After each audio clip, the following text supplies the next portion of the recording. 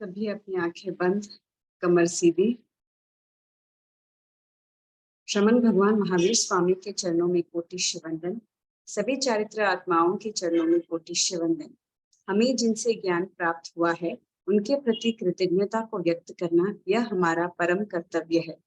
इसी कृतज्ञता को व्यक्त करने के लिए एक छोटे से सूत्र का उच्चारण करेंगे। जो जन श्रद्धा भाव से करे श्रुत का ज्ञान, ज्ञानावरणीय कर्म टले प्राप्त करे सद्ज्ञान। तेरा ज्ञान अनंत है, मुझे ज्ञान की प्यास, केवल ज्ञानी मैं बनूं यही है अंतिम आस। केवल ज्ञानी मैं बनूं यही है अंतिम। सभी को सादर जय जिनेन्द्र।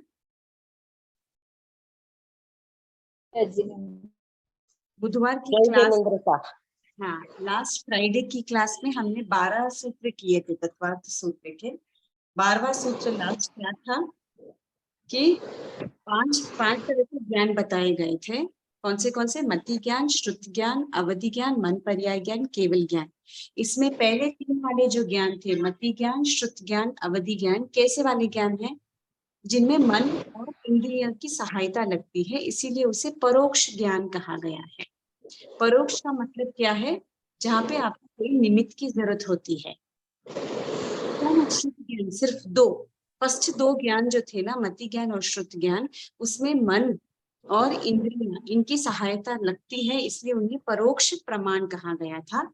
एंड अभी एक था प्रत्यक्ष प्रमाण। इसका मतलब है जिसको इंद्रिया और मन की सहायता नहीं लगती, अपने आप आत्मा से डायरेक्ट कनेक्ट होने वाला ज्ञान है, जो थे अवधि ज्ञान, मन पर्याय ज्ञान, केवल ज्ञान। वो हमारा 12वां सूत्र था। 5 ज्ञान के बारे में हर एक ज्ञान का विश्लेषण जानेंगे आगे के सूत्रों में, ठीक है ना। 13वें गाथे में हम लोग मति ज्ञान के पर्यायवाची नाम जानेंगे। आपको मालूम है कि हिंदी शब्दकोश में बहुत सारे ऐसे शब्द होते हैं जिसके पर्यायवाची नाम होते हैं। जैसे एक ही शब्द का एक ही नाम नहीं होता। जैसे अभी मैंने कहा आकाश, आकाश का मतलब क्या है? स्काई। कोई और बोलेगा उसको गगन, कोई और बोलेगा उसको नभ, but all the 3 mean the same. ऐसे ही 13वें सूत्र में मति ज्ञान के पर्यायवाची शब्द दिए गए हैं। पर्यायवाची शब्दों को क्यों दिया जाता है? कभी कभी जब हम कोई श्लोका या सूत्र कोई आदि लिखते हैं, अगर मति ज्ञान के बारे में ही हमको कहना है बट वो शब्द हमारे राइम स्कीम में नहीं बैठता है, तो हम उसका दूसरा पर्यायवाची शब्द यूज करते हैं। जैसे अभी हिंदी पोएम में या पोएट्री में पोएम लिखते हैं तो जनरली पोएम कैसे रहता है? लय में रहता है, राइमिंग रहता है, एक वर्ड दूसरे वर्ड से राइम करता है। तो जरूरी नहीं है कि जो शब्द है वही यूज करो। हर जगह में मति ज्ञान नहीं यूज कर सकती, उसके बदले में मति, स्मृति कोई भी यूज कर सकती हूँ, but everything means the same. यही यहाँ बताने की कोशिश की है। जस्ट टू मेंटेन कंटिन्यूटी, कोई श्लोका में कोई सूत्र में लय मेंटेन करने के लिए पर्यायवाची शब्दों का यूज किया जाता है, बाकी उसका और कुछ महत्व नहीं, ठीक है ना। तो फर्स्ट मैं गाथा पढ़ूंगी, आप एक बार सुनना। 13वां गाथा। मति स्मृति ही संज्ञा चिंता विनिबोध इत्यनर्थार्थनम।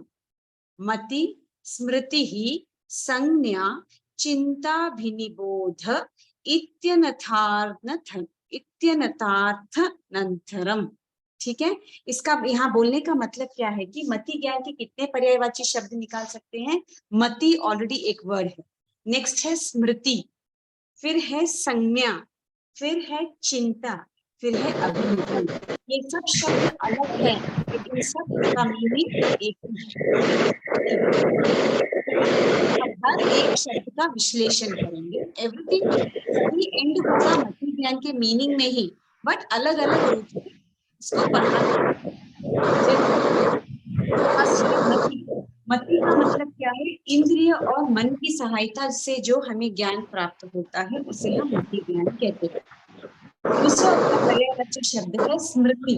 स्मृति का मतलब है जैसे आपने कुछ पढ़ा है और वापस आपके स्मृति पटल पे वो आ जाए, बहुत दिनों के बाद। बहुत बार ऐसे होता है कि आप कोई चीज सोचते रहते हो, उसके बाद थोड़े दिन के बाद वापस आपको वही स्मरण आता है और आप उसके ऊपर हंसते हो कि ऐसे ऐसे हो गया था। तो जो भी चीज आप रिकलेक्ट कर रहे हो उसको हम स्मृति कहते हैं। किसी का क्लियर आवाज किसी नहीं को आ रही है, वीडियो क्लियर आवाज नहीं आ रही है, किसी का थोड़ी आवाज कम बहुत आ आवाज आ रही रही है, है। उनको म्यूट करने को बोलिए। हाँ ठीक है, एक काम कीजिए, सभी म्यूट हो जाइए अपने आप ही, all of you mute. Asha ji Agarwal, नहीं मैम, हमारे यहाँ नहीं आ रही आवाज। आपके नहीं है? अब देखिए, आशा जी अग्रवाल की आवाज आ रही, उधर से आ रही, उनका ही अनम्यूट है। हाँ वही बोल रही हूँ, जो भी अनम्यूट, हाँ एक बार हाँ म्यूट हो जाइए, ठीक है। अभी क्लियर है? आशा अभी हाँ अभी क्लियर है। राइट वापस है। एक बार रिपीट करूंगी। मति ज्ञान के पर्यायवाची शब्दों के बारे में ज्ञान ले रहे हैं। मति का मतलब है इंद्रियों और मन की सहायता से जो भी ज्ञान आप प्राप्त करते हो, जो भी आपके आसपास है, आप इंद्रियों के द्वारा जो देखते हो, जो उसको समझते हो, वो सब मति ज्ञान कहलाता है। स्मृति का मतलब भी मति ज्ञान ही होता है, means it is a part of मति ज्ञान। जैसे आपने आपके साथ कोई इंसिडेंट हुआ, थोड़े दिन के बाद जब आप बैठते हो और कहीं टीवी पे अगर वही इंसिडेंट देखते हो तो यू रिमेम्बर दैट, आप आपके साथ जो बीता हुआ इंसिडेंट है उसके बारे में सोचते हो। कभी कभी आपको हंसी भी आती है, कभी दुख भी होता है, कभी आप ऐसे कनेक्ट करते हो कि हाँ ये मेरे साथ भी हुआ है। तो जो आपकी स्मृति पटल पे रह गया है उसको वापस दोबारा से याद करना या रिकलेक्ट करना, उसको स्मृति कहते हैं। समझ में आया? ये हमारे साथ होता है, सब जन के साथ होता है, ठीक है। दिस इज स्मृति। स्मृति भी मति ज्ञान का ही एक हिस्सा है, डिफरेंट नहीं है। नेक्स्ट इज संज्ञा। संज्ञा में दो चीजें आती है, एक है प्रत्यक्ष विज्ञान। प्रत्यक्ष का मतलब क्या है? जो आप सामने दृश्य को देख रहे हो। जैसे मैंने आपको कहा कि आप टीवी देख रहे हो, टीवी में आपने कोई चीज को देखा है, उसके साथ आपकी जिंदगी में भी वैसी कुछ घटित हुई है, उसको आप वापस ज्ञान में लाते हो, अगेन यू रिमेम्बर इट। प्रत्यक्ष देखना और फिर उसको स्मृति में लाना, उसे हम संज्ञा कहते हैं, ठीक है। स्मृति में सिर्फ आप उसको याद करते हैं, बट कोई चीज प्रत्यक्ष आपके सामने हो रहा है और उसको आप रिकलेक्ट करते हो, उसको हम प्रत्यक्ष ज्ञान नहीं तो संज्ञा कहते हैं। क्लियर? एंड नेक्स्ट इज चिंता। चिंता इज कोई चीज अभी प्रेजेंट में है और कोई चीज भावी आने वाली है। जैसे पहले मोबाइल फोन्स नहीं थे, पहले कौन सा था? टेलीफोन था। अब जो दूरदृष्टि वाला रहेगा वो सोचेगा आज टेलीफोन है, कल के दिन ये टेलीफोन नहीं रहेगा और लोग संपर्क के लिए इधर उधर घूमते हुए फोन में बात करेंगे, तो उसका नाम हम क्या रखेंगे? आगे के बारे में, आगे जो होने वाला है उसकी चिंता करना इज कॉल्ड एज चिंता। जैसे अभी आप सोच रहे हो इतना घोर कलयुग है, अभी दशा ऐसी है, अभी हमारे बच्चों में कोई संस्कार ही नहीं है, हमने इतना तो सीखा है, हमारी पुनवानी इतनी तेज है, आगे बच्चे चल के क्या करेंगे? जो भी आप फ्यूचर के बारे में चिंता करते हो वो चिंता ज्ञान में आता है, एनीथिंग फॉर दैट मैटर, ठीक है। एंड लास्ट इज अभिनिबोध। अभिनिबोध का मतलब है जो चीज जैसी है उसका करेक्ट मीनिंग।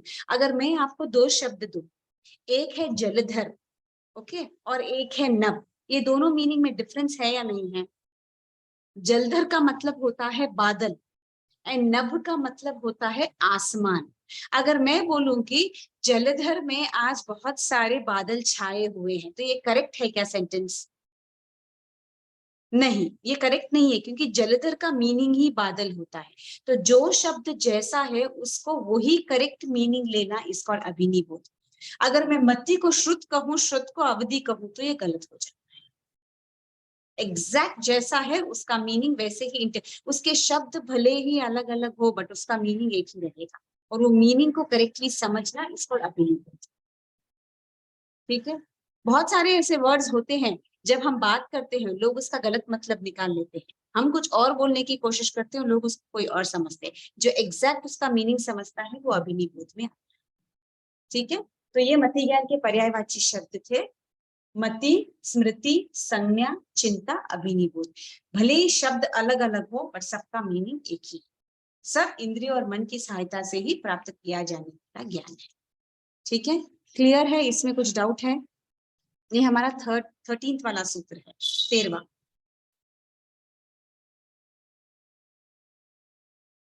नहीं, किसी को कोई डाउट नहीं है? ठीक है, 14th वाले सूत्र का उच्चारण करूंगी। तदीन्द्रियान्द्रिय निमित्तम, तदीन्द्रियान्द्रिय निमित्तम, ठीक है, तदीन्द्रियान्द्रिय निमित्तम। इसका मतलब इसमें दो चीज आती है, एक इंद्रिय और एक इंद्रिय के बगैर अनीन्द्रिय। अनीन्द्रिय क्या होता है? मन होता है। मन ऐसी चीज है जिसमें इंद्रियां नहीं होती है, मन स्वतः मन होता है, और बाकी जो है वो इंद्रिय कहलाती है। इंद्रिय का मतलब क्या है? Sense organs. जो चीज आप देख सकते हो ऊपर से वो इंद्रियों में आती है, और मन को सिर्फ आप महसूस कर सकते हो, इसलिए उसमें इंद्रियां नहीं होती। तो तदीन्द्रिया इंद्रिय का मतलब क्या है? इंद्रिय और अनीन्द्रिय के निमित्त से कौन से ज्ञान को प्राप्त किया जा सकता है? मति ज्ञान को प्राप्त किया जा सकता है। ठीक है, उसका सिर्फ विवेचन दिया गया है। इंद्रिय भी चाहिए और अनीन्द्रिय भी चाहिए। अनीन्द्रिय में मन आता है, इंद्रिय में पांचों इंद्रियां आती है, श्रोतेंद्रिय, चक्षुइंद्रिय, घ्राणेंद्रिय, रसनेंद्रिय, स्पर्शेंद्रिय।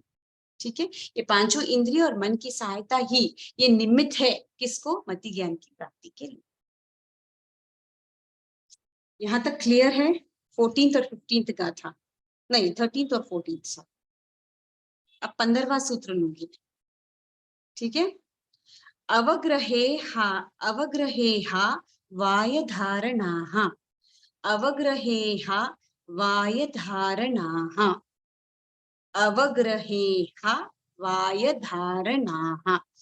इसमें 4 शब्द है, एक है अवग्रह, एक है इहा, एक है अवाय और एक है धारणा। सूत्र में ही चारों शब्द मिल रहे हैं।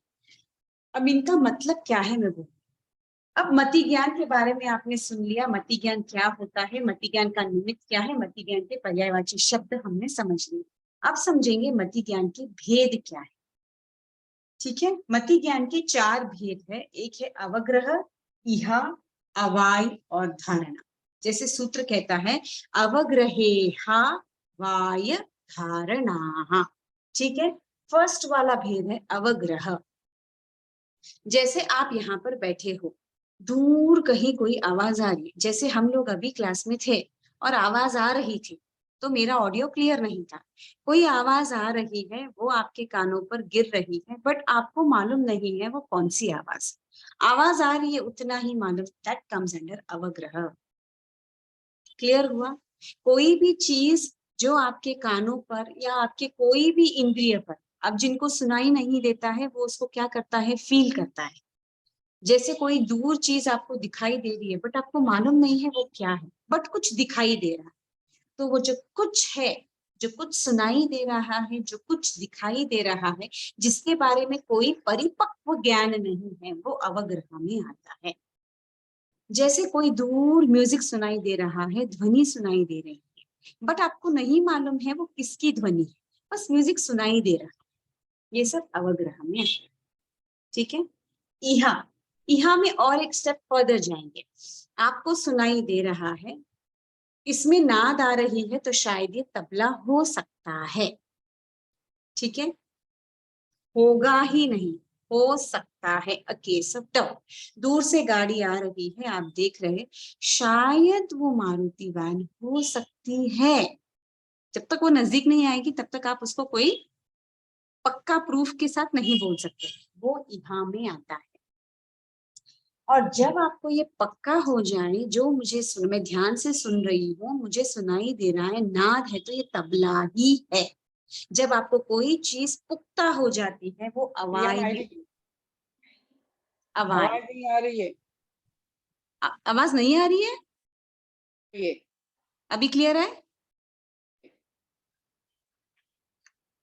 आ रही है? सबको आ रही है? आ रही है। हाँ, मति ज्ञान के 4 भेद। 4 भेद में अवग्रह, दूर से कुछ सुनाई दे रहा है, आई डोंट नो क्या है, मुझे नहीं मालूम। वो गाड़ी की आवाज भी हो सकती है, मधुर ध्वनि भी हो सकती है, कुछ भी हो सकता है, वो अवग्रह। कुछ सुनाई देना, कुछ दिखाई देना अवग्रह है। जब सेकंड में मैं आती हूँ तो थोड़ा एक स्टेप आगे बढ़ती हूँ। मुझे सुनाई तो दे रहा है, इसमें नाद की आवाज है, ये तबला भी हो सकता है, वीणा भी हो सकता है। म्यूजिकल इंस्ट्रूमेंट के बारे में अगर मैं कहूँ, मुझे कोई धुन सुनाई दे रही है तो ये तबला की आवाज भी हो सकती है, नहीं तो वीणा की आवाज भी हो सकती है। आई एम नॉट क्लियर, मेरा कॉन्सेप्ट क्लियर नहीं। अगर दूर से गाड़ी आ रही है तो वो मारुति भी हो सकती है, कोई और गाड़ी भी हो सकती है, ठीक है। अवाई में इट बिकम्स पक्का कि आपको मालूम है कि सामने से मारुति ओमनी ही आ रही है, मुझे दूर जो धुन सुनाई दे रहा है वो तबला का ही है। ये क्या हो जाता है? अवाई। एंड लास्ट इज धारणा। कभी भी आपको फ्यूचर में ऐसी ही आवाज सुनाई देगी या यही दिखाई देगा तो आपको मालूम है, विदाउट डाउट आप सामने वाले को बोलेंगे नहीं ये मारुति ओमनी ही है, नहीं ये तबला की आवाज ही है। तो कुछ से थोड़ा डाउट से पक्का हो जाना, और ये आपके स्मृति पटल पे ऐसे बैठ जाता है कि कभी भी आप उसको देखेंगे तो आप उसको आइडेंटिफाई कर सकते। ये मति ज्ञान के भेद, अवग्रह, इहा, अवाय, धारणा। इसमें कुछ डाउट है? आपने जो बताया ना कुछ, उसके आगे क्या बताया वापस बताइए ना। अवग्रह या कुछ, थोड़ा पक्का, फिर पक्का हाँ। होता है, कैसे बताया वो वापस बताइए प्लीज साहब। जैसे अवग्रह में आपको कुछ सुनाई दिया, ठीक है, कुछ भी हो सकता है। जैसे अभी हम लोगों ने हमारी क्लास में भी हमको कुछ सुनाई दिया, आवाज आ रही थी ना, तो मेरा ऑडियो क्लियर नहीं था, कुछ सुनाई दिया मुझे। अब वो किसकी आवाज है आपको मालूम क्या? यू डोंट नो, तो वो अवग्रह में आता है। जो चीज आपको पक्का मालूम ही नहीं है बट सुनाई दे रहा है, कान श्रोतेंद्रिय के ज्ञान से मुझे सुनाई दे रहा है, तो वो अवग्रह है। अगर मैं उसको डिफ्रेंशिएट करूं, नहीं मुझे आवाज आ रही है, ये म्यूजिक की ही है, बट ये तबला के म्यूजिक की है या वायलिन के म्यूजिक की है, मुझे वो डाउट है। तबला भी हो सकता है, वायलिन भी हो सकता है, बट इतना मुझे मालूम है कि ये आवाज म्यूजिक की है। दैट कम्स इन इहा। केस ऑफ डाउट है, म्यूजिक तो है बट कौन सा है मुझे नहीं मालूम। यानी उधर डाउट, ऐसा थोड़ा डाउट, ऐसा डाउट है, समझना हाँ, क्या? पक्का, हाँ पक्का मुझे प्रूफ नहीं है कि वो ही है, आई कैन नॉट टेल। जी, समझ में आया? एंड नेक्स्ट इज अवाय। अवाय में मुझे क्लियर हो गया, मैं क्लियरली सुन सकती हूँ, नहीं ये नाद है तो इसमें तबला ही है, ये वायलिन की आवाज ही नहीं है, ये तबला ही है। तो जब आप पूरा प्रूफ आ जाता है आपको कि नहीं, आपको हाँ अवाई है, दैट इज प्रूफ, पक्का प्रूफ। एंड धारणा, ये आपके अभी अवाय ज्ञान जो बैठ गया है वो आपकी स्मृति पटल पे है। कभी भी अगर वापस वही धुन सुनेंगे तो आपको पक्का यकीन हो जाएगा कि ये तबला की ही आवाज है। अगर कोई वहां बोलेगा कि नहीं नहीं तबला नहीं है, वायलिन है, फिर भी आप बोलेंगे नहीं तबला ही है, बिकॉज आपकी स्मृति में वो है, वो धुन बैठी हुई, दैट इज धारणा। ठीक है, क्लियर? बहुत बहुत धन्यवाद साहब, क्लियर हुआ। यस। और किसी को कोई डाउट है इसमें? 3 जो भी सूत्र करवाए अभी तक? नहीं? ठीक। का पहले का रिकॉर्डिंग भेजेंगे क्या मुझे? मैं आज ही ज्वाइन हुई हूँ पहली बार, तो इसका पहले का रिकॉर्डिंग मिल सकता है मुझे? हाँ, उसमें आपने वो प्रज्ञा जागरण का चैनल सब्सक्राइब नहीं किया है क्या? उसमें हाँ, पूरे नहीं रिकॉर्डिंग है। नहीं किया मैंने, वो करूंगी इस पे। अगर ग्रुप पे भेजेंगे तो अच्छा रहेगा। हाँ, तो वो फिर भेज दूंगी, एक बार उसको सब्सक्राइब करो, उसमें पूरे रिकॉर्डिंग्स है, क्लास 1, क्लास 2, क्लास 3, जितनी भी जी क्लासेस चल रही है पूरे जी, क्लासेस की रिकॉर्डिंग है इसके। Okay okay okay, thank you sir. Yes, ठीक है। नेक्स्ट है 16वां सूत्र। 16वां सूत्र का प्रोनाउंसिएशन करूंगी एक बार। बहुविध क्षिप्रा निश्रिता संदिग्ध ध्रुवाणाम सेतराणाम। बहुविध क्षिप्रा निश्रिता संदिग्ध ध्रुवाणाम सेतराणाम। ठीक है ना? अब इतनी देर हम लोगों ने मति ज्ञान के भेद पढ़े थे, अब उसके उपभेद पढ़ेंगे। देखो, मति ज्ञान में अवग्रह, इहा, अवाय, धारणा, इनको मैं कैसे प्राप्त कर सकती हूँ? इसका कोई निमित्त तो चाहिए ना मुझे। जैसे आप कहेंगे कि अभी इनको प्राप्त करने के लिए मुझे 5 इंद्रिय चाहिए, करेक्ट? करेक्ट है ना? 5 इंद्रिय के द्वारा मुझे ज्ञान भी प्राप्त होना बहुत जरूरी है। जैसे मेरे पास आंखें हैं, बट अगर आंखें उनका सही काम नहीं कर रही है, जो मेरे सामने चीज है मैं उसको देख नहीं पा रही हूँ, अगर मैं उसका ज्ञान प्राप्त नहीं कर पा रही हूँ, तो क्या अवग्रह, इहा, अवाय, धारणा अपना काम करेगी? अगर ये चारों काम नहीं करेगी तो क्या मेरा मति ज्ञान काम करेगा? तो इसीलिए अवग्रह इहा अवाय धारणा को प्राप्त करने के लिए मुझे इन उपभेदों की आवश्यकता होती। अब ये उपभेद क्या है वो मैं आपको बताऊंगी। 12 प्रकार के उपभेद बताए गए हैं, ठीक है, जो इस प्रकार है। बहु, बहुविध, क्षिप्रा, निश्रिता, संदिग्ध, ध्रुवाणाम, सेतराणाम, ठीक है ना। ये एक पाठ है। अभी एक पाठ है अल्प, एकविध, अक्षिप, निश्रित, संदिग्ध, अध्रुव। इसका एग्जैक्टली ऑपोजिट। ये 12 प्रकार से मैं मति ज्ञान के भेदों को प्राप्त कर सकती हूँ। उपभेद का मतलब क्या है? ये साधन है, इनके द्वारा मुझे मति ज्ञान की प्राप्ति होती है। तो ये साधन कौन से है? बहु, अल्प, बहुविध, एकविध, क्षिप्र, अक्षिप्र, अनिश्रित, निश्रित, असंदिग्ध, संदिग्ध, ध्रुव, अध्रुव। जैसे दिखाई दे रहा है ये ऑपोजिट्स है। बहु का मतलब क्या होता है? बहुत सारे, ठीक है। अभी क्लास में बहुत सारे बच्चे बैठे हैं, टीचर सबको समान सिखाती है, ठीक है। या समझिए आप कोई गेम में गए हैं, आप कोई गेम खेल रहे हो, वहां पे आपको गेम के रूल ऐसे बताए गए हैं कि मैं आपको 1 मिनट का टाइम दूंगी, रूम में बहुत सारी चीजें रखी हुई है, उसमें से आपको कितनी चीजें आप देख सकते हो, अपनी स्मृति में रख सकते हो, रखना है, बाहर आना है, उसके बाद लाइन से आपको वो चीजों को लिखना है। बहुत सारे 1 मिनट गेम्स वैसे होते हैं, ठीक है। कोई इंसान 10 नाम को याद कर सकता है, कोई 12 नाम याद करता है, कोई 2 नाम ही याद करता है, कोई 1 नाम ही याद करता है। सो सबकी मति ज्ञान की तरलता अलग अलग होती है। कोई बहुत इंटेलिजेंट होता है, किसमें इंटेलिजेंस होती है बट उनको ग्रास्पिंग शक्ति कम रहती है, तो वो जाएगा सिर्फ एक ही चीज पे ध्यान रखेगा, एक ही चीज को देखेगा और बाहर आ जाएगा। कोई 10 चीजों को भी देखेगा, 10 चीजों को भी याद रखेगा, कोई 20 को देखेगा बट 10 को याद करेगा। तो सबकी मति अलग अलग होती है। तो बहु मीन्स एक से ज्यादा प्रकार की चीजों का ज्ञान लेना इज कॉल्ड बहु। जैसे क्लास में अगर टीचर बच्चों को सिखा रही है, बहुत सारे ऐसे होते हैं जो एक साथ बहुत सारी चीजों को ग्रास्प कर लेते। जैसे उसने A for apple, B for bat, C for cat, D for dog बताया। बहुत बच्चे होते हैं जिन्होंने चारों को पकड़ लिए अपने स्मृति में, कोई सिर्फ है एप्पल पे ही अटका है, कोई सिर्फ 2 ही पढ़ता है। तो अगर एक साथ बहुत सारी वस्तुओं को ग्रहण कर लेता है तो वो बहु हो जाता है। बहु का मतलब क्या? बहुत ज्यादा, ठीक है। अल्प का मतलब सिर्फ एक ही वस्तु को ग्रहण किया उसने, एक ही। मैम ने सिखाया ए फॉर एप्पल, बस आगे कल सीखेंगे। एक टाइम पे सिर्फ एक ही वस्तु को ग्रहण करना इस कॉल्ड अल्प। क्लियर हुआ? What is the meaning of बहु and what is the meaning of अल्प? नेक्स्ट है बहुविध, मीन्स ग्रुप। जैसे आपको बहुत सारे मैंगोज दिए हैं, आम, अभी आम का सीजन चला गया, आम में बहुत सारी वैरायटी होती है।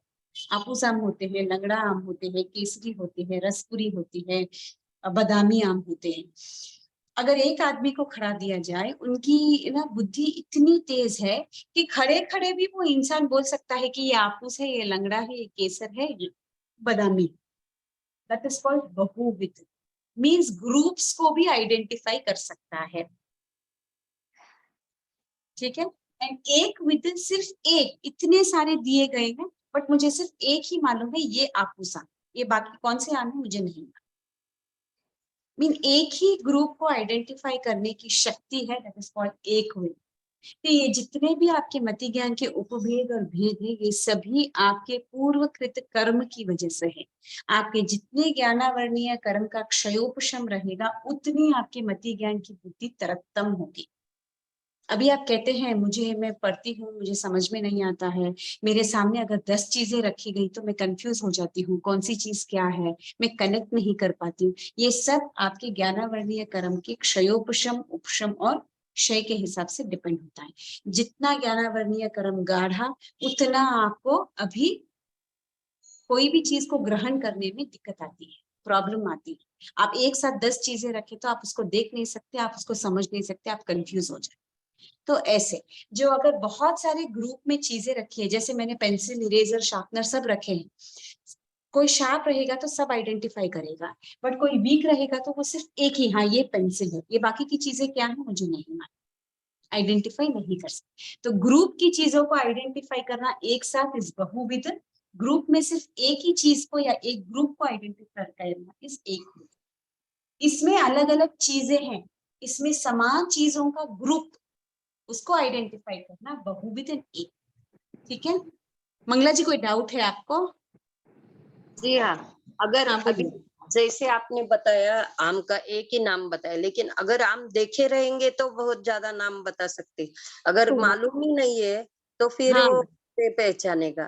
तो वही बोल रही हूँ, जिनकी हाँ, बुद्धि उतनी नहीं है, जैसे अभी अवग्रह नहीं नहीं, कुछ जैसे है। मालूम देखा ही हाँ नहीं, समझो हाँ एक या दो ही देखे हैं और बाकी हाँ के मालूम नहीं है, तो हाँ फिर वो पहचान पाएगा। और अगर दो चार ज्यादा आठ, समझो पांच छह कुछ देखे रहेंगे, मालूम ये हाँ जातियां अलग अलग है, तो पहचान हाँ, सकते हैं, ऐसा मैं पूछ रही हूँ। यस वैसा ही है। अभी जैसे क्योंकि मति ज्ञान के लिए निमित्त क्या है, आपकी इंद्रिय और मन। हाँ, हर एक का इंद्रिय और हर एक का मन इतना शार्प नहीं रहता। जी। जैसे मैंने कोई चीज देखी, फट हम्म, मैंने उसको अपनी स्मृति में डाल दिया, हाँ हाँ हाँ कोई कोई इंसान को उसको 3-4 बार दिखाने के बाद वो डिफरेंशिएट कर पाता है। हाँ हाँ, अच्छा बराबर, हाँ, क्योंकि समझ वो गए। सबका मति ज्ञान अलग अलग होता है, ओ, और वो ओके ओके, किसकी वजह से है, उनके आपके पूर्वकृत जो भी ज्ञानावरणीय कर्म जितना गाढ़ा है या जितना हल्का है उसके ऊपर डिपेंड करता है। जी जी तो वही भेद बता रही हूँ, कोई इंसान ये कैटेगरी में आता है तो कोई इंसान ये कैटेगरी। जी। अब ये एक वित्त की कैटेगरी में क्यों आया, क्योंकि उसने देखा ही नहीं आज तक। अगर देखा भी है तो उसकी स्मृति इतनी तेज नहीं है कि वो याद कर सके। समझ कुछ में नहीं, आया? हाँ कोई हाँ देखता भी है, हाँ अगर हाँ, समझो मैंने देखे हैं 10 वैरायटी और आपने देखे हैं, आपने वापस आपको 5 मिनट के बाद पूछा तो तुरंत आपने वैरायटी बता दी, बट मैं तो सिर्फ एक को ही आइडेंटिफाई कर पाई। क्यों? क्योंकि मुझे उतना ध्यान ही नहीं रहा, डिफरेंस क्या है मुझे मालूम ही नहीं पड़ा। जी, That's बहुत the धन्यवाद, difference। समझा समझा। हाँ समझ में आया ऐसे? ठीक है, दिस इज बहुविध एंड दिस इज, ये सिंगल का है, सिंगल वस्तु या कोई भी चीज का, ये ग्रुप का है। ठीक है, नेक्स्ट इज क्षिप्र और अक्षिप्र। क्षिप्र का मतलब क्या है? क्षिप्र, कितनी जल्दी आप वो चीज को ग्रास्प कर लेते हो। क्षिप्र, जैसे अगर आपका शयोपशम बहुत अच्छा है, आपके ज्ञानावरणीय कर्म का शयोपशम बहुत अच्छा है, मैंने जो भी कहा आपने पूरा एक ही क्लास में सीख लिया, और नेक्स्ट क्लास में अगर मैं कोई भी क्वेश्चन पूछूं तो आप उसका जवाब दे देंगे। आपका ग्रास्पिंग पावर कितना अच्छा है, दैट इज कॉल्ड क्षिप्र। हर इंसान का होता है, हर व्यक्ति का होता है नहीं, किसी को 2-3 बार बोलने के बाद समझ में आता है, तो वो अक्षिप्र कैटेगरी में आता है। इसका मतलब एक ही बार बोलने से आप कितना जल्दी इसको ग्रहण कर लेते हो और कितना वक्त लगाते हो ग्रहण करने में, अक्षिप्र के।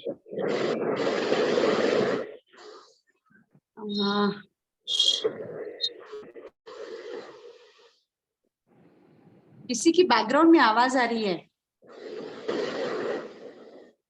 आशा जी, अग्रवाल, कोठारी, हाँ सब एक बार म्यूट हो जाइए, धन्यवाद। ठीक है, सो क्षिप्र का मतलब है आपका ग्रास्पिंग कितना अच्छा है, जितना जल्दी ग्रास्प करेंगे वो क्षिप्र की कैटेगरी में आएगा। थोड़ी देर के बाद या 2-3 बार बताने के बाद जो ग्रास्प करता है उस अक्षिप्र की कैटेगरी में आता है। नेक्स्ट इज अनिश्रित और निश्रित, मीन्स कितनी देर तक रहता है। अभी अनिश्चित का मतलब है, जैसे मैंने आपको कहा कि डस्टर है, किसी किसी की नहीं, मैंने कहा एप्पल है, किसी का मति ज्ञान इतना अच्छा है कि उसको ड्रॉ करने की जरूरत नहीं है। अगर मैं ऐसे ड्रॉ करके बता रही हूँ ये एप्पल है, किसी को वस्तु को ड्रॉ करने की जरूरत भी नहीं है, मैं सिर्फ एप्पल बोलने के बाद ही वो क्या करते हैं, हाँ एप्पल है, मुझे मालूम है, I can identify Apple. But कोई ऐसे बच्चे होते हैं जिनको आपको एप्पल ड्रॉ करना पड़ता है या कोई फिगर बता के उनको समझाना पड़ता है। तो अनिश्चित में उसको कोई क्या बोलते हैं, पिक्चर की आइडेंटिफिकेशन के लिए कोई बेस की जरूरत नहीं होती है, एंड निश्चित में आइडेंटिफाई करने के लिए आपको कोई चीज बतानी पड़ती है।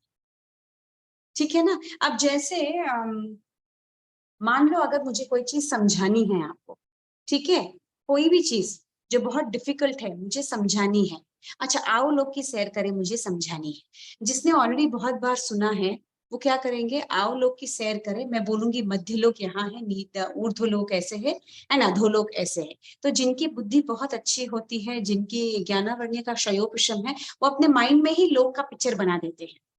ठीक है, ऊर्ध्व मीन्स यहाँ, तिरछा मीन्स यहाँ, और अधोलोक मीन्स यहाँ। जब मैं बोलती हूँ भवनपति देवों का वास अधोलोक में है, तो ऑटोमेटिकली अपने माइंड में पिक्चर बना देते हैं।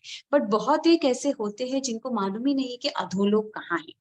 शायद उन्होंने सुना नहीं है, अगर सुना भी है तो तब ध्यान नहीं दिया। तब उनके लिए मुझे क्या करना है, मुझे एक पिक्चर ड्रॉ करके बताना है कि ये मेरे लोक का पिक्चर है, और इसमें ये ऊर्ध्व होता है, तिरछा होता है, ये अधोलोक। तो जिनको पिक्चर की जरूरत होती है वो निश्चित कैटेगरी में आते हैं, जिनको सिर्फ बोलने से ही स्मरण हो जाता है वो अनिश्चित कैटेगरी में। ठीक है, नेक्स्ट असंदिग्ध और संदिग्ध। संदिग्ध का मीनिंग क्या है, डाउट, डाउट करना। जब मैंने कह दिया ये एप्पल ही है, और अगर आपने उसको बगैर डाउट के मान लिया, तो असंदिग्ध ज्ञान होता है। जैसे कहते हैं कि आगमों की बात, बहुत सारी बातें हमने महसूस नहीं की, हमने एक्सपीरियंस नहीं की, फिर भी हमें उनके ऊपर श्रद्धा रखनी चाहिए। क्यों? क्योंकि तीर्थंकरों द्वारा ये कहा गया है, तो उसमें कोई संदेह नहीं। तो अपने आगम की जो वाणी है वो कैसा वाला ज्ञान चाहिए हमें, असंदिग्ध ज्ञान। बट अभी के काल के प्रभाव के हिसाब से अभी ज्ञान कैसा हो गया, संदिग्ध। हर एक क्वेश्चन, एप्पल ही क्यों है, ये मैंगो क्यों नहीं है, ये गुआवा क्यों नहीं है, ये ग्रेप्स क्यों नहीं। अगर आपको कोई भी दिया हुआ ज्ञान उसमें डाउट होता है तो वो संदिग्ध ज्ञान। ऐसे भी बहुत सारे होते हैं जो अटूट श्रद्धा, आपने जो कहा वो सही, अभी मैं जो क्लास में पढ़ा रही हूँ, आप जो पढ़ा रहे हो वो सही, वो असंदिग्ध। और बहुत ऐसे होते हैं, ऐसे कैसे हो सकता है, जरूरी थोड़ी ना वैसे ही हो, क्वेश्चंस करते हैं, तर्क वितर्क करते हैं, वो संदिग्ध ज्ञान है। ठीक है, एंड लास्ट वाला है ध्रुव और अध्रुव। एक बार सीखा हुआ ज्ञान कभी भी नहीं भूलेगी। आपने LKG UKG में ABCD अ ब स अ ब क अ आ इ ई 1 2 3 सब पढ़ा था, आज तक भी आप लोगों को याद है, वो ध्रुव है। और अभी अभी जो आप पढ़ते हो वो अध्रुव है, क्योंकि आपको थोड़े दिन याद रखते हो, उसके बाद वापस भूल जाते हो, फिर पुनः उसको वापस याद करते हो, फिर वापस भूल जाते हो, तो वो क्या हो गया, अध्रुव। ध्रुव का मतलब शाश्वत। जैसे ध्रुव तारा होता है आसमान में, पोल स्टार, वो कभी भी नहीं, वो कभी भी दिखेगा आपको आसमान में। आसमान कैसा भी हो, धुंधला हो, बाकी के तारे दिखे नहीं दिखे, आपको ध्रुव तारा दिखेगा ही।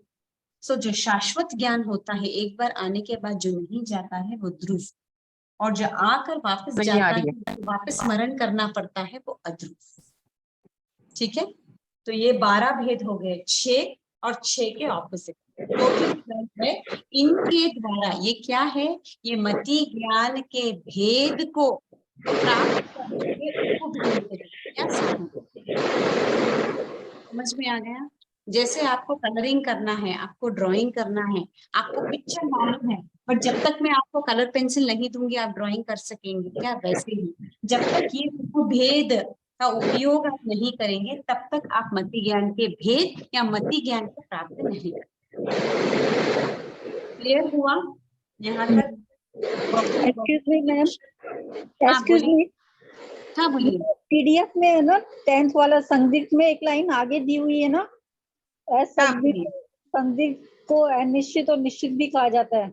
हाँ, तो ये अनिश्चित, असंदिग्ध का मतलब क्या है, निश्चित। जो मैं कह रही हूँ दैट इज फुल प्रूफ। नहीं, तो जैसे अभी मैं, हाँ इसमें बोलिए, आगे दिया है ना अनिश्चित और निश्चित बताया है।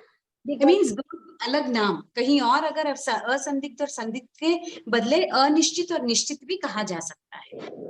निश्चित means पक्का, उसमें कोई डाउट भी नहीं है, निस्संदेह जो आप कह रहे हो वो सही ही है। अनिश्चित होता आप कह रहे हो बट मुझे इसमें डाउट है, ये ऐसे भी हो सकता है। का मतलब क्या है, डाउट साउंड करना। आ रहा है, साउंड कुरकुर आ रही आवाज, आपकी नहीं दूसरे की। हाँ समझ में आया। मैम अभी भी समझ में नहीं आया ये। हाँ ठीक है, देखिए आशा जी, उसके सिर्फ असंदिग्ध और संदिग्ध के बदले उन्होंने कहा अनिश्चित और निश्चित। निश्चित का मतलब क्या है, भाई उसमें अपन को पूरा ज्ञान है, उसमें संशय नहीं है अपन को। बस असंदिग्ध का मतलब क्या है? असंदिग्ध का मतलब तो ये निश्चित हो गया, ज्ञान मतलब पूरा ज्ञान है। हाँ, निश्चित। तो निश्चित और असंदिग्ध एक ही है, जिसमें आपको पक्का है कि इसमें कोई डाउट ही नहीं है, निस्संदेह ये चीज ऐसी इसे ही है। PDF में ये दिया है ना जो, उसके हिसाब से तो असंदिग्ध का मतलब अनिश्चित, इसलिए पूछ रही थी मैं। नहीं नहीं नहीं नहीं नहीं, वैसा नहीं है। असंदिग्ध एंड संदिग्ध का मतलब है निश्चित और अनिश्चित। उन्होंने वैसे दिया है, मीन्स अनिश्चित और निश्चित भी बोल सकते हैं करके बोल रहे हैं, बस उतना ही। मीन असंदिग्ध इज निश्चित एंड संदिग्ध इज अनिश्चित। ठीक है, okay ma'am, okay, thank you. Yes yes, यहाँ तक क्लियर है? इसमें कुछ डाउट है? किसी को भी कुछ डाउट है तो आप पूछ सकते हो, नहीं तो मैं एक बार उच्चारण कराऊंगी। 14, 15, 13, 14, 15, 16, 16 तक किया है मैंने। इसमें आज हमने मति ज्ञान के पर्यायवाची शब्द, मति ज्ञान के निमित्त कौन से हैं, इंद्रिय और अनिंद्रिय, मति ज्ञान के भेद कितने हैं, 4 अवग्रह, इहा, अवाय, धारणा, और उनके उपभेद कितने हैं, 12। ठीक है ना? 6 दिए गए हैं, 6 के जो ऑपोजिट है वो, टोटल कुल मिलाकर 12 उपभेदों के द्वारा मति ज्ञान के भेद को जाना जा सकता है। ठीक है? या अथवा उपभेद के बदले हम उसको साधन भी कह सकते हैं। यहाँ तक किया क्लियर है? किसी को कोई डाउट है? नहीं है, फिर मैं नाम बोलूंगी और आप। हाँ, आशा जी कोठारी। कौन सा नंबर? 13, कौन 13 से। हाँ, एक सेकंड। मति, स्मृति, संज्ञा, चिंता, अभिनिबोध,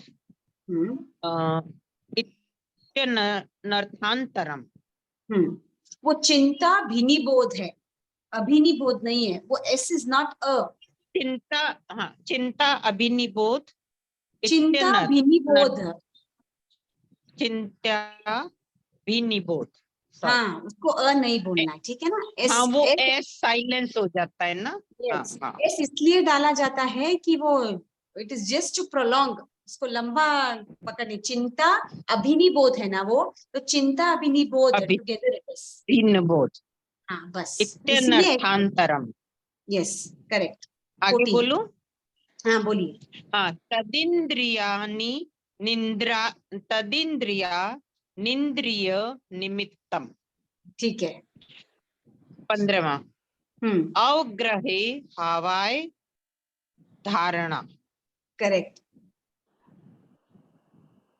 बोलिए 16वां। जी,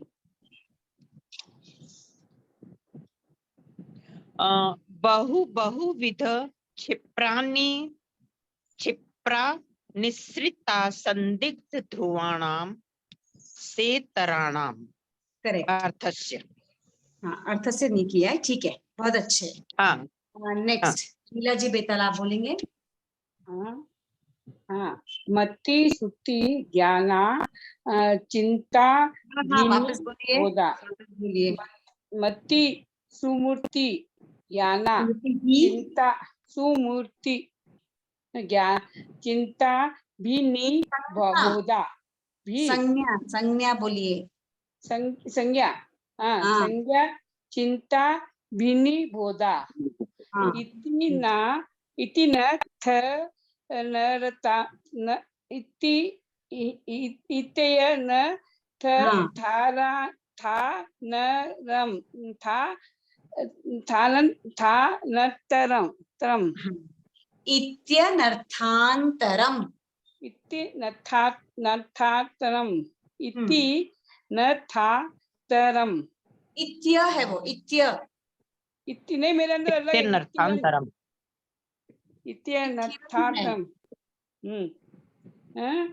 14th वाला। कौन सा? 14, 14वां। हाँ, 14वां। त इंद्रियान तदीन्द्रिया त इंद्रिया त इंद्रिया निधाय निंद्रिया मितम। वापस बोलिए। त इंद्रिया इंद्रिया निद्रिया निमित्तम। तदीन्द्रियान्द्रिय निमित्तम। अवग्रह पाय धारणा। हाँ, बहु धारणा। हाँ, धारणा। धारणा है मेरे इधर, हानि है धारणा। विसर्ग नहीं है पीछे। नहीं है, नहीं कुछ मिनटी भी नहीं है, आजू बाजू कुछ भी ना चाहिए मेरे अंदर। ओके। हाँ, अवग्रहे हाय धारणा। हाँ है, ठीक है, बोलिए। बहु विध चित्रा निचित्रा संधि ग्र संधि संदिग्ध। संदिग्ध हाँ, दुआनम से तेरा नामम। बहुत अच्छे। नेक्स्ट अर्चना जी मेहता, आप बोलेंगे। अब ध्रुव का समझा ही नहीं ना, ध्रुव का, ध्रुव बोला ना मैंने। हाँ, जो शाश्वत है, एक बार आने वाला ज्ञान जो कभी नहीं मिटता वो ध्रुव, और जो बार बार मिट जाता है वो अध्रुव।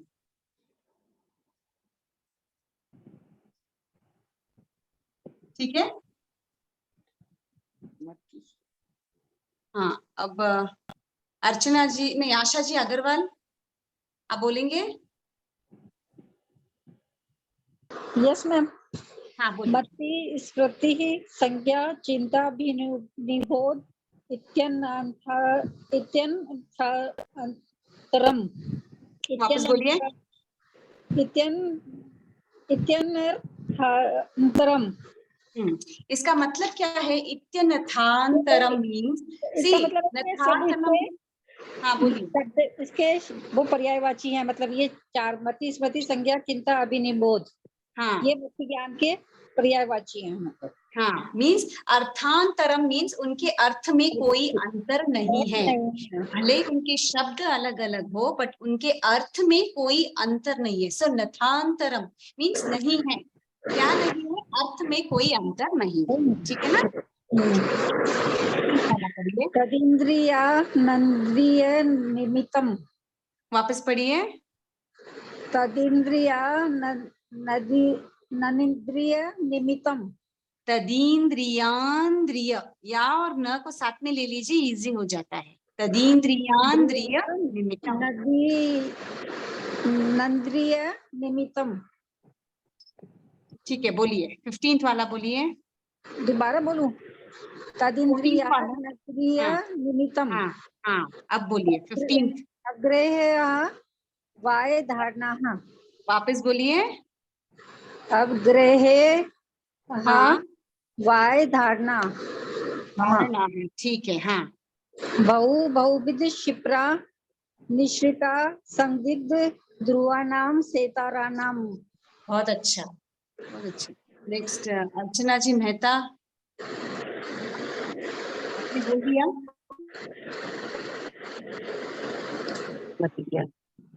अर्चना जी मेहता,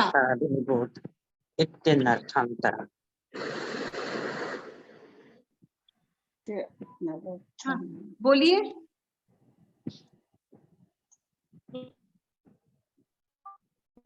कौन बोल रहे हैं?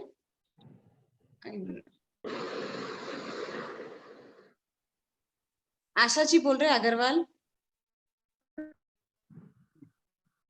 बोल दिया मैम मैंने। तो अर्चना जी मेहता।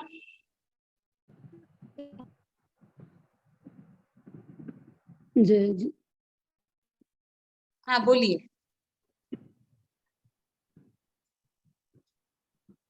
नहीं, आपकी आवाज नहीं आ रही है मुझे। I cannot hear you.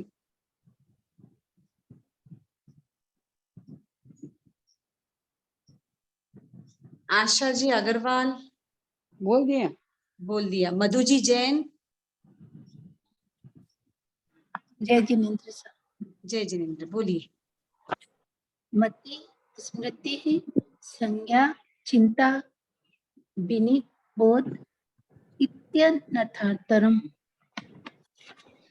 सरम। बोलिए नेक्स्ट। तदीन्द्रियानंदिय निमित्तम। अवग्रहेह वाय धारणः। बहुविध क्षिप्रा निश्चिता संदिग्ध ध्रुवाणाम सेतराणाम। हाँ, बहुत अच्छे। नेक्स्ट मंगला जी, जय जिनेन्द्र साहब। बोलिए। मतिः स्मृतिः संज्ञा चिन्ताभिनिबोध इत्यनर्थान्तरं तदिन्द्रियानिन्द्रियनिमित्तं हाँ अवग्रहेहावायधारणाः हाँ बहुविध क्षिप्रा निःसृता संदिग्ध ध्रुवाणां सेतराणाम्। बहुत अच्छे। Priya ji Jain, thank you sir. जय जिनेन्द्र। हाँ बोलिए। धी स्मृति संज्ञा चिंताभिनिबोध इत्यनर्थान्तरं तदिन्द्रियाणि इन्द्रियानिमित्तम् अवग्रहे अवायधारणाः बहुविध क्षिप्रा निशिता संदिग्ध ध्रुवाणां चेतराणाम्। बहुत अच्छे। सोनाली, सोनाली जी बोलिए। जय जिनेन्द्र, बोलिए।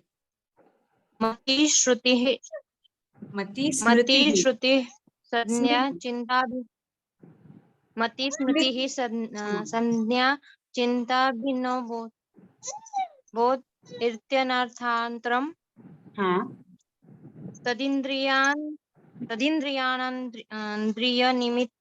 निमित्तम वापस बोलिए, अवग्रह वापस बोलिए। चौथवा तदिन्द्रियान वापस बोलिए। हाँ, तदिन्द्रियानिमित्तम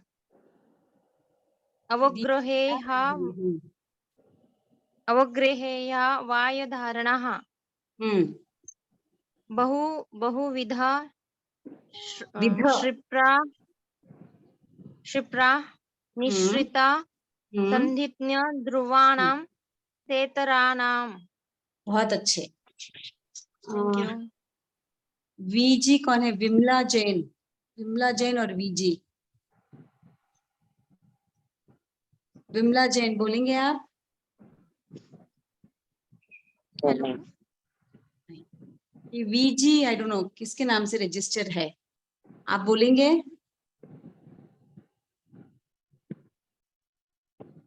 ठीक है, और कोई रह गया है जिनको बोलना था और मैंने उनका नाम नहीं कहा है? नहीं, सबका हो गया? ठीक है, तो यहाँ तक हमने कितनी गाथाएं कंप्लीट की? 16। हेलो, हाँ बोलिए। किसी का रह गया है क्या?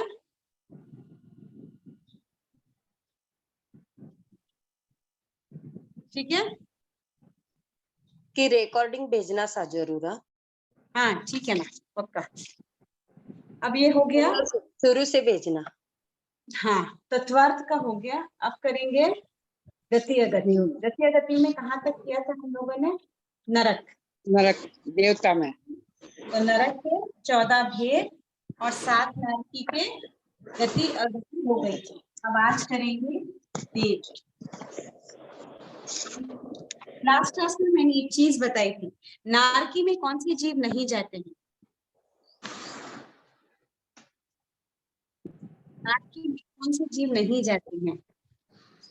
नारकी के जीव, नारकी और देवता के। नारकी और देवता के। नारकी और देवता के जीव नहीं जाते। नहीं जाते। उसी तरह देव में किसके जीव नहीं जाते? तिरंज पचंद। नारकी और देवता के। हाँ, नारकी में नारकी और देव के जीव नहीं जाते, उसी तरह देव में भी नारकी और देव के जीव नहीं जाते। ठीक है, तो बचे 2 भेद, और कौन से 2 बचे? सिर्फ तिर्यंच और मनुष्य। तिर्यंच और मनुष्य, सिर्फ ये 2। तो अब देव गति के जितने भी मैं बताऊंगी गति अगति, उसमें सिर्फ आपको तिर्यंच और मनुष्य ही मिलेंगे, नारकी और देव नहीं।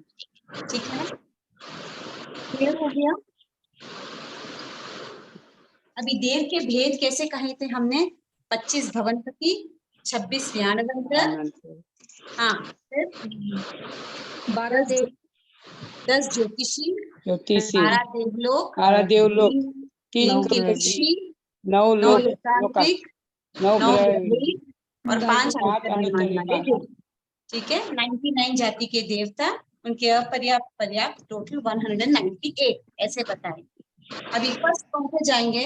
25 भवनपति 26 व्याणवंतर कितने हो गए कुल मिलाकर? 25 भवनपति 26 व्याणवंतर कितने? 51।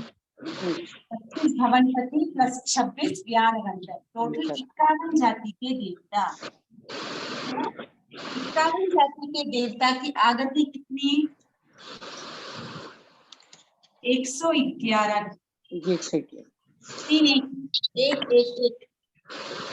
111। यस। और गति कितनी है? 46। यस। 111 कौन से में बोलूं? 111 में अभी कौन कौन से जीव देव में जा सकते हैं? सिर्फ नरक और तिर्यंच, सिर्फ उतने ही हमको काउंट करना है। अब उसमें से भी 111 कैसे? 101 गर्भज मनुष्य के कितने भेद बताए थे? 303। 303 में 101 की अपर्याप्ता पर्याप्ता और 101 समूर्छ मनुष्य, याद है? हाँ। मनुष्य के 303 भेद में 101 कौन से मनुष्य थे? गर्भज मनुष्य थे। उनके अपर्याप्ता पर्याप्ता हो गए 202 और 101 जो समूर्छ स्थानों में उत्पन्न होते हैं मनुष्य नामकरण की वजह से उनको भी मनुष्य लिया जाता है, वो 101 अपर्याप्त होते हैं। बहुत आवाज आ रही है। आवाज बहुत आ रही है। सब अपना अपना माइक म्यूट कीजिए एक बार।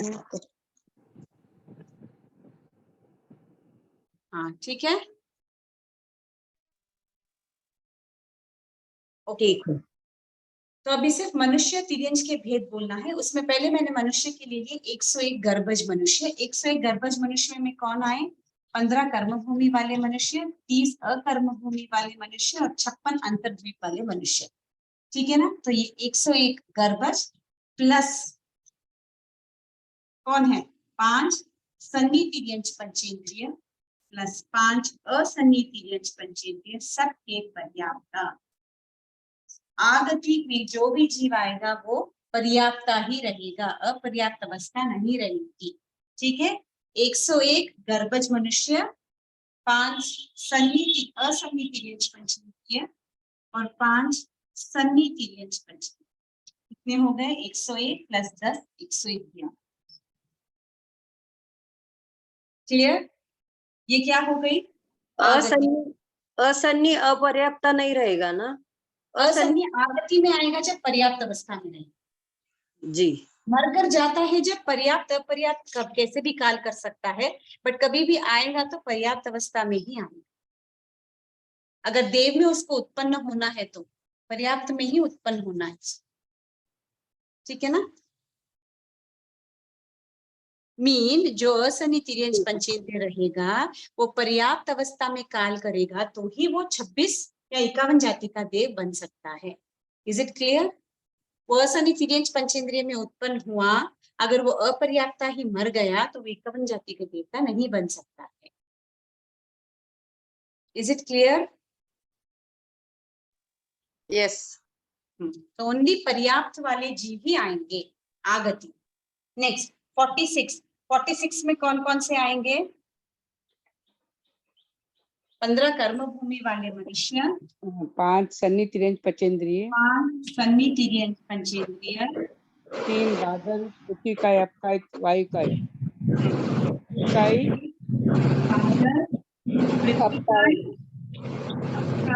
पानी वनस्पति। वायु नहीं, वनस्पति का, सॉरी वनस्पति। यस, वनस्पति में भी कैसा वाला? प्रत्येक शरीरी वाला। प्रत्येक शरीर वाला। ओके। साधारण शरीर वाला वनस्पति काय देव गति में नहीं जा सकता, सूक्ष्म मिल जाएगा। ठीक है ना? तो 15 कर्मभूमि वाला मनुष्य, 5 सन्नी तिर्यंच पंचेंद्रिय, कितने हो गए? 20। एक बादल, सिर्फ बादल, बादल का मतलब जो हमको दिखाई देता है, पृथ्वी का, अक्षय और प्रत्येक जीव वाला वनस्पति का। तो कितने हो गए? 1 + 1 + 1 + 5 + 3, टोटल कितने हो गए? 23। 23 की अपर्याप्ता पर्याप्ता 36 हो गए। तो 51 जाति का देव जब 51 जाति का देव है वो मरकर कहाँ कहाँ जा सकता है? 15 कर्म भूमि वाला मनुष्य बन सकता है, 5 सन्नी तिर्यंच पंचेंद्रिय बन सकता है, और अगर वो तिर्यंच में उत्पन्न हो रहा है तो वो बादर पृथ्वी काय बन सकता है, अप काय बन सकता है, बादर प्रत्येक वनस्पति काय बन सकता है, साधारण वनस्पति काय नहीं बनेगा। ठीक है, इज दिस क्लियर? प्रत्येक वनस्पति में, बोलिए। प्रत्येक वनस्पति यानी एक, प्रत्येक वनस्पति जिसमें एक में एक ही जीव होता है, जैसे आम है, हाँ। एप्पल है, सीताफल है। हम्म, साधारण का मतलब जो जमीन के नीचे उगता है, जमीन का नहीं।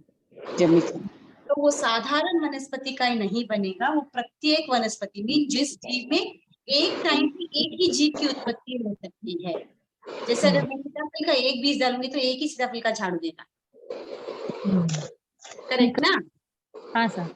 उसमें बीज बहुत सारे होने पर हाँ। भी एक डालने से एक ही पेड़ की उत्पत्ति हो सकती है, एक साथ बहुत सारे पेड़ नहीं उत्पन्न होते। वनस्पति, ठीक है ना? तो 51 जाति के देवता मिनिमम से मिनिमम 15 कर्म भूमि, 5 सन्नी तिर्यंच पंचेंद्रिय, बादर पृथ्वी का और प्रत्येक वनस्पति में उत्पन्न हो सकते हैं। बट आ कहाँ से सकते हैं वो? 15 कर्म भूमि मनुष्य, 30 अकर्म भूमि मनुष्य, 56 अंतर्द्वीप, असन्नी तिर्यंच पंचेंद्रिय, सन्नी तिर्यंच पंचेंद्रिय। क्योंकि हमको मालूम है कि 56 अंतर्द्वीप और 30 अकर्म भूमि वाले मनुष्य युग्लिक मनुष्य होते हैं, और युग्लिक मनुष्य की गति क्या है? देव है, करेक्ट? युग्लिक मनुष्य की गति क्या है? देव है, नियमा वो देव ही बनते हैं। कैसे वाले देव बन सकते हैं वो? 51 जाति के देवता बन सकते हैं। क्लियर? हाँ सर। कुछ डाउट नहीं है इसमें? ये 51 जाति के देवता हो गए। अब नेक्स्ट इसके बाद करेंगे 10 ज्योतिषी और पहला देवलोक। 10 ज्योतिषी और पहले देवलोक को साथ में डाला है क्योंकि इन दोनों की गति सेम है, ठीक है ना? 10 ज्योतिषी, 15 कर्म भूमि एंड पहला देवलोक। पहला देवलोक, इनकी 50 आगति की, कितनी? 50 की। 50।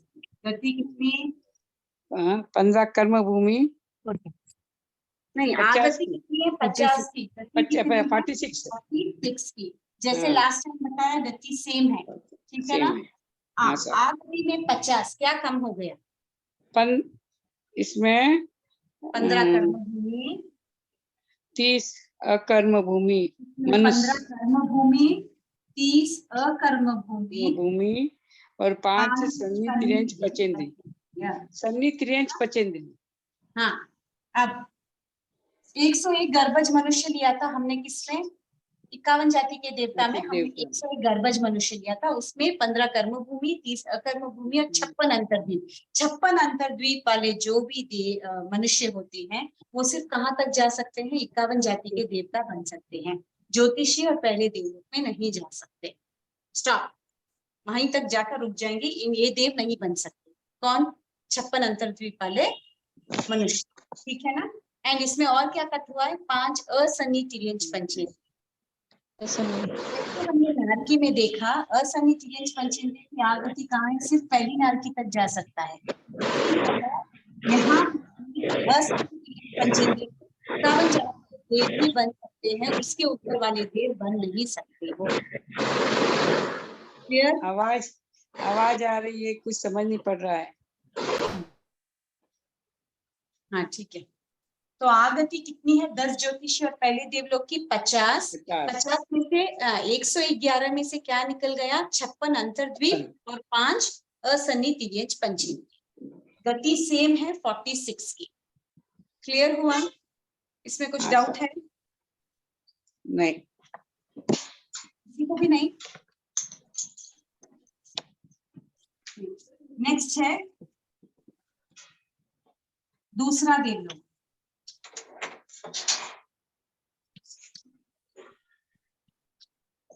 दूसरे देवलोक की आगति कितनी?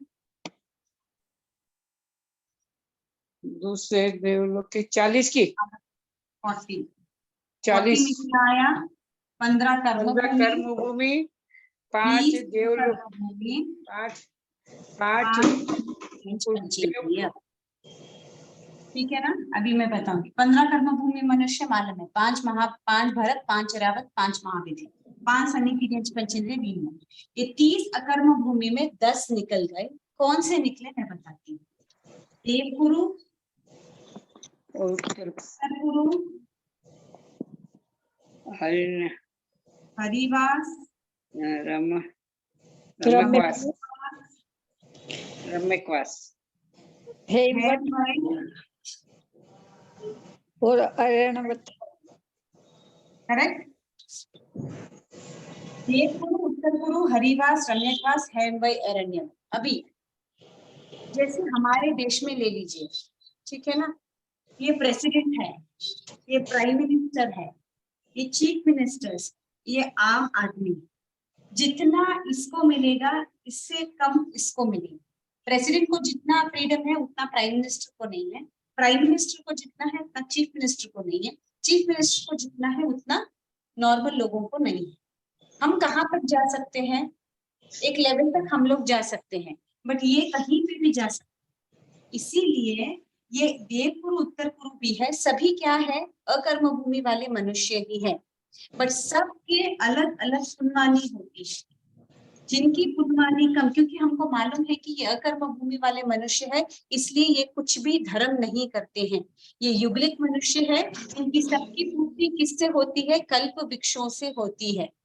तो इनका देह भी सेम होना चाहिए ना, इनकी गति भी सेम होनी चाहिए।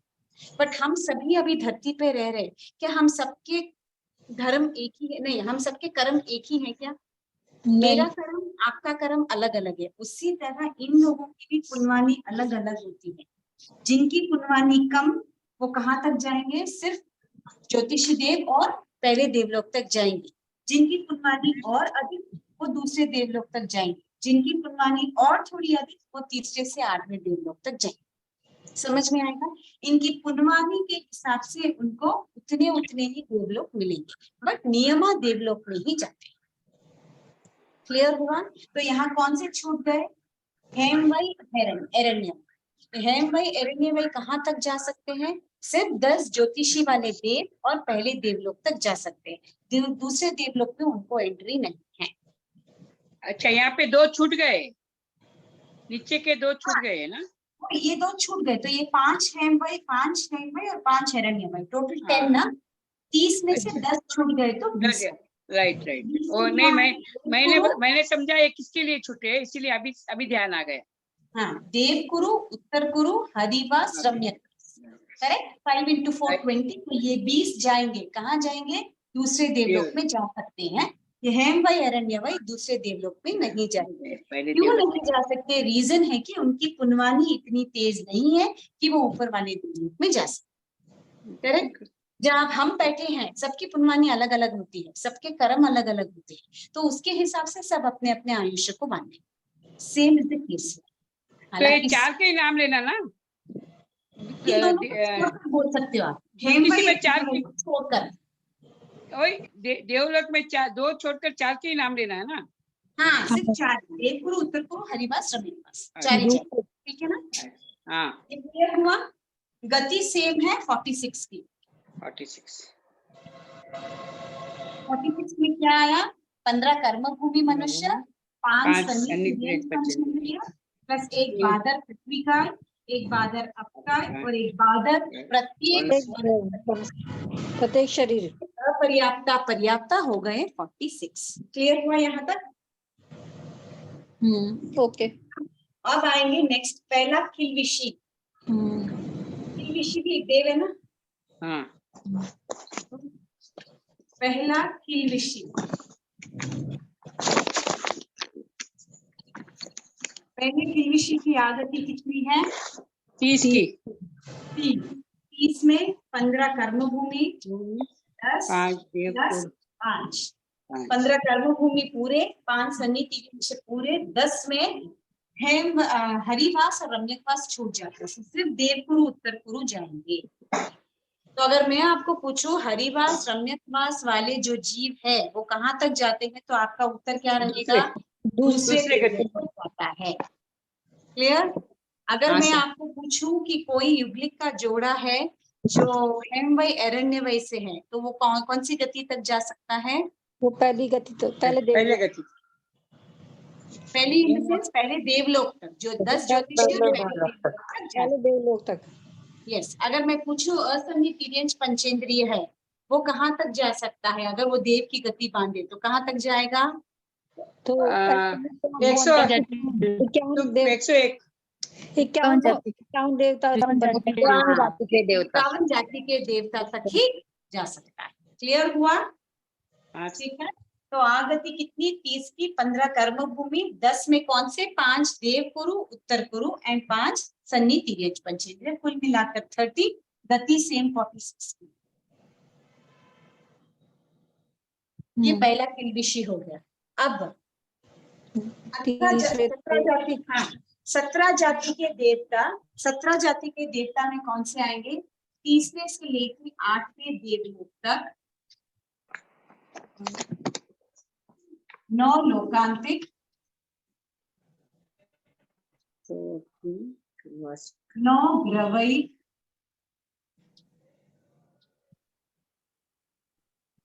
दूसरा तीसरा किल्बिशी। तीसरे से लेके 8वें देवलोक तक 9 लोकांतिक देव, 9 ग्रवई देव और 2-3 किल्बिशी। 3 से 8 देवलोक कितने हो गए? 6। 9 ग्रेविक तो इसमें नहीं जाएगा।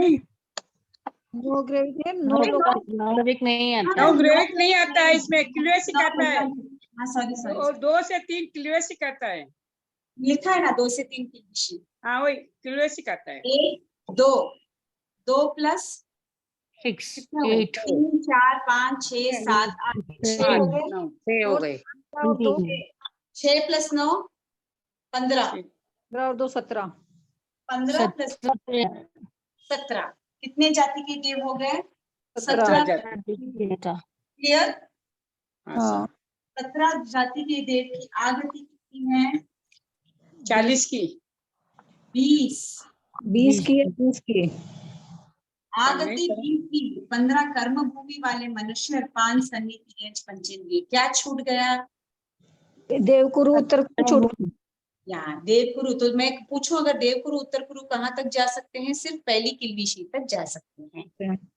तो तीसरे से लेके 8वें देवलोक तक ये 6 प्लस ये 9 लोकांतिक प्लस दूसरा तीसरा किल्बिशी, ये सब मिला के 17 जाति के देव होते हैं। 17 जाति के देव की आगति 20 मीन्स 15 कर्म भूमि वाला और 5 सन्निहित तिर्यंच पंचेंद्रिय, ये कुछ भी बन सकते हैं, कोई भी देव बन सकते हैं। हाँ बोलिए। मेरे अंदर अलग बताया हुआ है इसीलिए पूछ रही हूँ। कुछ डाउट है आपको इसमें? नो ठीक है, ये क्लियर हुआ। और सेम इसकी गति रहेगी 40 की, मीन्स 15 कर्म भूमि वाला मनुष्य, 5 सन्निहित तिर्यंच पंचेंद्रिय की अपर्याप्ता पर्याप्ता। तो इसमें क्या छूट गया? बादल का पति का है और एक बादर अकाय और एक बादर प्रत्येक वनस्पति का। मीन्स वो कहाँ तक जा सकते हैं? वो सिर्फ पहले किल्बिशी तक ही उनकी गति है। मीन्स वहां के देव, पहले किल्बिशी के देव मरकर पृथ्वी पानी वनस्पति में उत्पन्न हो सकते हैं। ये जैसे जैसे ऊंचे जाएंगे वैसे वैसे वो पृथ्वी पानी वनस्पति में भी उत्पन्न नहीं होंगे। 5 सन्निहित तिर्यंच पंचेंद्रिय में वो उत्पन्न हो सकते हैं। तो 15 कर्म भूमि वाला मनुष्य, 5 सन्निहित तिर्यंच पंचेंद्रिय के अपर्याप्ता पर्याप्ता टोटल हो गए 40 के। क्लियर? ओके। 17 जाति के देवता की आगति 20 की, गति उसके डबल 40 की। नेक्स्ट आता है लास्ट। इससे बताइए ना जरा गति। वापस बोलूं? हाँ गति, हाँ गति मीन्स अब समझो मैं कोई एक देव हूँ जो तीसरे से 8वें देवलोक में हूँ, या मैं कोई लोकांतिक देव हूँ। अगर मैं अभी मेरा काल हो गया तो मैं मरकर कहाँ उत्पन्न हो सकती हूँ? सिर्फ 15 कर्म भूमि वाला मनुष्य या 5 सन्निहित तिर्यंच पंचेंद्रिय में ही उत्पन्न हो सकती। अपर्याप्त या पर्याप्त? मैं किसमें उत्पन्न नहीं होंगी? बादर, पृथ्वी, अपकाय और प्रत्येक वनस्पति में मैं उत्पन्न नहीं होंगी, क्योंकि मैं ऊंची जाति का देव हूँ। ये ऊंची जाति के देव है सब। क्लियर? इतनी देर हम लोग गति 46 की बता रहे थे। वो 3 कट हो गए, तो 3 की अपर्याप्ता पर्याप्ता कट हो गए तो 6 कट हो गए, तो 46 के वी केम डाउन टू 40। जी जी जी, समझ में आया। हाँ, मीन्स उतनी ऊंची जाति के देव इतनी नीची गति में नहीं जा सकते।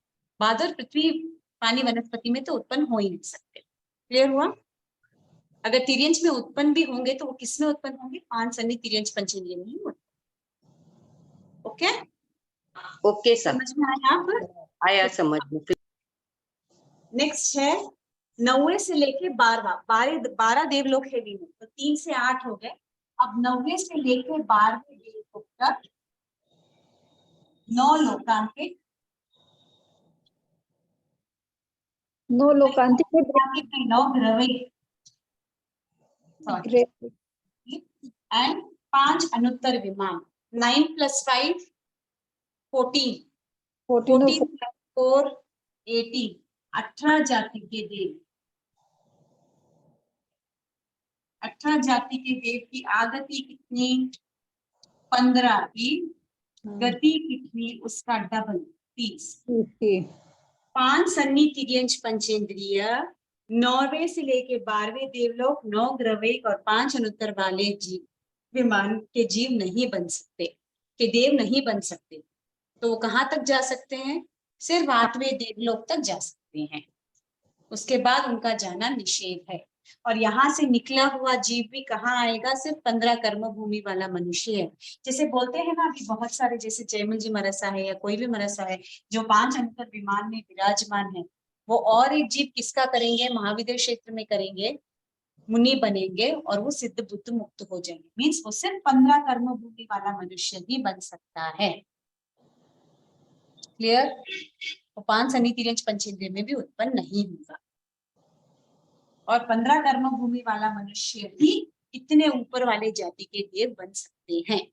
5 सन्नी तिर्यंच पंचेंद्रिय में उतनी क्षमता नहीं। सो इसलिए आगति 15 की, गति उसके डबल 30 की। क्यों गति 30 की है? क्योंकि इसमें पर्याप्ता अपर्याप्ता दोनों लेते हैं। आगति 15 की क्योंकि इसमें सिर्फ पर्याप्ता को लेते हैं। ये क्लियर हुआ? Okay ma'am. यहाँ देव गति का गति कंप्लीट होता है। तो इसमें पहले हमने 51 जाति के देवता कहे थे, उसके बाद वी केम डाउन टू 10 ज्योतिषी और पहला देवलोक, फिर दूसरा देवलोक, फिर पहला किल्बिशी, फिर तीसरे से लेके 8वें देवलोक, 9 लोकांतिक, दूसरा तीसरा किल्बिशी, 17 जाति के देवता, एंड फिर 9वें से 12वें देवलोक, 9 ग्रविक और 5 अनुत्तर विमान, ये 18 जाति के देवता। सबकी आगति गति हम लोगों ने पढ़ी। इसमें किसी को कुछ डाउट है तो आप पूछ सकते हो। आगति यानी आते हैं और गति यानी उसमें जाते हैं। जैसे अगर अभी मैं प्रेजेंट देव हूँ तो मैं कहाँ जा सकती हूँ? मैं 15 कर्म भूमि का मनुष्य बन सकती हूँ। और मैं अगर अभी मैं 15 कर्म भूमि का मनुष्य हूँ तो मैं कहाँ तक जा सकती हूँ? मैं 5 अनुत्तर विमान तक भी जा सकती हूँ, क्योंकि मेरे तो सब रास्ते खुले। 15 कर्म भूमि तो हर एक में आता है, तो मैं सब में जा सकती हूँ। क्लियर हुआ? हाँ सर। कहाँ से आकर उत्पन्न हुआ है? आगति मीन्स अगर कोई 12वें देवलोक में है वो, तो वो कहाँ से आकर उत्पन्न हो सकता है? वो सिर्फ 15 कर्म भूमि मनुष्य से ही उत्पन्न हो सकता है। और वहां से वापस मरकर कहाँ जाएगा? वो 15 कर्म भूमि वाले मनुष्य में ही जाएगा। डिफरेंस इतना है, यहाँ पर्याप्त अवस्था में आएगा, बट यहाँ जब जाएगा वो पर्याप्त भी हो सकता है, अपर्याप्त भी हो सकता है। नहीं, 18 कैसा है? मुझे समझ नहीं पड़ रहा। 18 जाति 9वें से 12वें देवलोक, 9, 10, 11, 12, 4 हो गए। 4 प्लस 9 ग्रविक, कितना हुआ? 13 प्लस 5 अनुत्तर विमान, 18। अच्छा, ये समझ नहीं पड़ा, इसीलिए पूछ रही थी मैं। अभी आया? क्लियर हुआ कैसे 18 जाति के देव हो गए? नहीं समझ पड़ रहा है। 18 से 12 में 9 से 12 9 से 12 देवलोक तो कितने हो गए? 9, 10, 11, 12, 4 हो गए। 4 हो गए। 4 में 9 ग्रविक को ऐड करो। 4 में 9 तो 13 हो गए। 13 से 5 अनुत्तर विमान, 14, 15, 16, 17, 18। अच्छा, मालूम पड़ गया। क्लियर हुआ? हाँ, क्लियर हुआ। सबकी आगति गति क्लियर है? Okay ma'am. अभी मैं एक क्वेश्चन पूछूंगी। एक मनुष्य जिसका नाम नवीन, ये उसने घोर पाप, जाएगा गति नरक में, कौन सी गति का अधिकार, कौन सी नारकी का अधिकारी हो सकता है? बोलिए। कौन सा नारकी का? वापिस बोलिए ना मैम। एक व्यक्ति जिसका नाम नवीन, किए उसने घोर पाप, बनेगा नरक का अधिकारी, कौन से नरक में जा सकता है वो? उस आदमी छठी नारकी तक। जा सकता है मैम। कहाँ तक जाएगा? छठी आदमी तक जा सकता है, आदमी जेंट्स तो, लेडीज जनरल छठी तक जाते हैं। कहाँ तक जा सकता है? सातवीं नारकी तक जा सकता है। नहीं, सातवीं नारकी में सातों- जाती, सातवीं नारकी में कोई स्त्री जाती है, छठी नारकी तक जाती है मेरे हिसाब से। नहीं नहीं नहीं नहीं, पुरुष सातवीं नारकी तक जा सकता है, स्त्री और हाँ। नपुंसक सिर्फ छठी नारकी तक जा अच्छा, सकते हैं। सॉरी, मैंने सातवीं कहा नारकी। व्यक्ति नवीन, तो पुल्लिंग हो सात- गया, तो पुल्लिंग कहाँ तक जा सकता है? सातवीं नारकी। सातवीं। यस। मैं मरकर वहां से आया हूँ और अब मैं एक समुद्र में बड़ी मछली बना हूँ, कौन सी नारकी से आ सकता हूँ? खेचर, खेचर। नहीं, जलचर है, जलचर। है। हाँ, मैं बड़ी जलचर है। मछली बना हूँ, मैंने घोर हाँ। पाप किए थे, मैं नरक में गया था, नारकी से अब मैं जलचर में आया हूँ या बड़ी मछली बना हूँ, तो मैं कौन सी नारक से आया हूँ? छठी नारकी से। छठी? छठी नारकी से। छठी नारकी से। सोचिए और एक बार। सातवीं नारकी से। नारकी की गति क्या है? पांच सन्नी तिर्यंच पंचेंद्रिय अपर्याप्ता पर्याप्ता। तो मैं सातों ही नरक में, कौन से भी नरक से मैं जलचर बन सकता हूँ? ऑल द 7, क्योंकि सातों नारकी में पांच सन्नी तिर्यंच पंचेंद्रिय है, उसमें जलचर है ही। तो मैं सातवीं, आवाज नहीं आ रही है। मैंने नहीं कहा कौन सी नरक, मैंने सिर्फ कहा नरक। मैंने नरक से कहाँ उत्पत्ति ली है? जलचर का प्राणी बना हूं, तो मैं सातों नरक में से कौन से भी नरक में से मैं जलचर में उत्पन्न हो सकता हूँ। करेक्ट? राइट। अगर मैं कहती थी मैं नारकी का जीव हूँ और अब मैं पंछी बना हूँ, तो मैं कौन सी नारकी से आया हूँ? खेचर, खेचर। खेचर तो बना है वो। हाँ, खेचर बना है, कौन सी नारकी से आया जीव खेचर बना है? खेचर। तीसरी नारकी से। तीसरी नारकी से आया हुआ जीव खेचर बन सकता है। क्लियर? समझ में आया? कौन कहाँ तक जा सकता है और वहां से उत्पन्न होने वाला जीव कौन सी नारकी से निकला है? तो आप कभी भी कोई भी चीज, अभी खेचर, जलचर, स्थलचर को देखेंगे तो आप आइडेंटिफाई कर सकते हैं, अगर ये नारकी से निकला है तो कौन सी नारकी तक गया होगा। ओके, क्लियर हुआ? इसमें कुछ डाउट है? नहीं, ठीक है। नेक्स्ट क्लास स्टार्ट करने से पहले थोड़ा गति रिवाइज करना। मैं पहले 5 क्वेश्चंस पूछूंगी, उसके बाद मैं आगे की क्लास स्टार्ट। ठीक है? ओरल पूछूंगी क्लास में। समाप्ति सूत्र कोई कहेंगे? कोई भी? किसी को आता है समाप्ति सूत्र? ठीक है, मैं कह दूं? सभी अपनी आंखें बंद। अहो गुरुवर कृपा करी, ज्ञान की दान, भव भव में ना भूले, आपका उपकार गुरुवर, आपका उपकार। विनय जो गया उसको माफ करो, मेरी सारे कर्म को आप ही साफ करो, ओ गुरुवर आप ही साफ करो। सभी को बहुत बहुत जय जिनेंद्र, बहुत बहुत धन्यवाद। जय जिनेंद्र साहब। जय जिनेंद्र साहब, आपको भी बहुत आभार। बहुत अच्छा समझाया आपने, बहुत बहुत कृपा करी। बहुत बहुत धन्यवाद।